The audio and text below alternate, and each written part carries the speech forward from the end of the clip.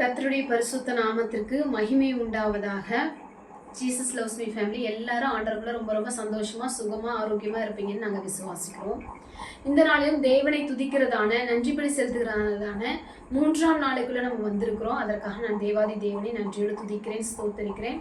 நம்ம கர்த்தரை துதிக்கும் பொழுது நம்மளுக்கு ரொம்பவும் சந்தோஷமா இருக்கிறது, நம்முடைய வாழ்க்கையில நன்மைகள் நடக்கிறதை நம்ம பார்க்க முடிகிறது. மேலும் இந்த நாளில் 2 சாட்சிகளை நான் சொல்லி கர்த்தரை துதிக்க போகிறேன். என்னன்னா, எனக்கு நடந்ததான ஒரு சாட்சி, அடுத்ததாக வேதத்துல ஒருத்தருக்கு நடந்ததான சாட்சி. எனக்கு நடந்ததான சாட்சி என்னன்னா, ஒரு நாள் ஈவினிங் வண்டியில போயிட்டு இருக்கும்போது, பகல்ல நான் நல்லா வண்டி ஓட்டும், நல்லா வேகமாகவும் போவேன், ஆனா இரவு நேரங்கள்ல ரொம்பவும் ஸ்லோவா தான் போவேன். அந்த நேரத்துல என்னாச்சு அப்படின்னு சொன்னா, 2 வாலிப பிள்ளைகளை என்னுடைய வண்டியில ஏற்றி கொண்டு போயிட்டு இருக்கும்போது, அப்போ அந்த ரோடு எக்ஸ்டென்ஷன் பண்ணிட்டு இருந்தாங்க, விரிவாக்கம் பண்ணிட்டு இருந்தாங்க. அப்போ எதிர்த்த மாதிரி பார்த்தீங்கன்னு சொன்னால் ஒரு பஸ் வருது, அதுக்கப்புறம் 4 வீலர் ஆட்டோ ஒன்று வருது. அப்போ இந்த இரவு நேரத்தில் நல்லா அந்த 2 வெஹிக்கிளுடைய வாகனங்களுடைய வெளிச்சம் என் கண்களில் படுது. எந்த பக்கம் ஒதுங்குறது அப்படின்னு சொல்லி எனக்கு தெரியல.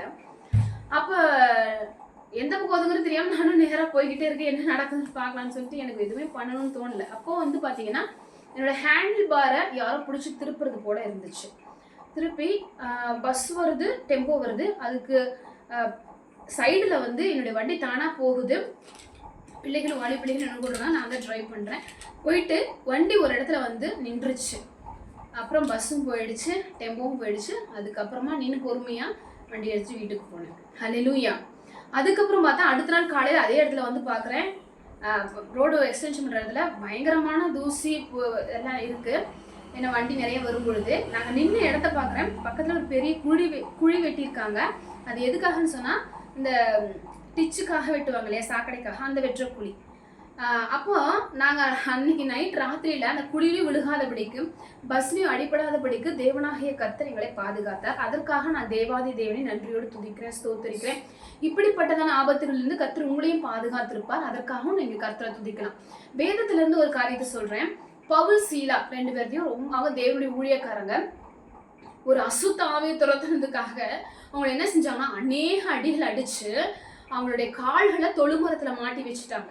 அப்போ வசனம் சொல்லுகிறது, நடு ராத்திரியிலே. வசனம் எங்க இருக்குன்னா, அப்போஸ்தலர் 16ஆம் அதிகாரத்துல இருக்கு. நடுராத்திரியே தேவனை துதித்து ஜெபம் பண்ணினார்கள். அப்ப அதை கேட்டுட்டு இருந்தாங்க நிறைய பேர். திடீர் என்று வசனம் சொல்லுகிறது, அஸ்திபாரங்கள், சிறைச்சாயின் அஸ்திபாரங்கள் அசையத்தக்கதாக பூமி மிகவும் அதிர்ந்தது. ஹல்லேலூயா. நம்ம என்ன வேணா கட்டி வைக்கலாம் யாரு, ஆனா தேவனை துதித்து பாடும்போது இந்த கட்டுலாம் கலன்று விடக்கூடியதாக இருக்கிறது. இதை கேட்டுக்கொண்டிருந்த யாவரும், பவுலும் சீலாவும் அவர்களை கட்டி வைத்திருந்த கட்டுகள் கலன்று போயிற்று. அதற்காக தேவனை துதிப்போம். ஸ்தோத்திரம் ஆண்டவரே, நன்றியோடு உங்களை துதிக்கிறோம். இப்படிப்பட்ட பிரச்சனைகளில் இருந்தெல்லாம் நீர் எங்களை பாதுகாக்கிறேன். நன்றி. இயேசு கிறிஸ்துவின் நாமத்தில் பிதாவே, ஆமென்.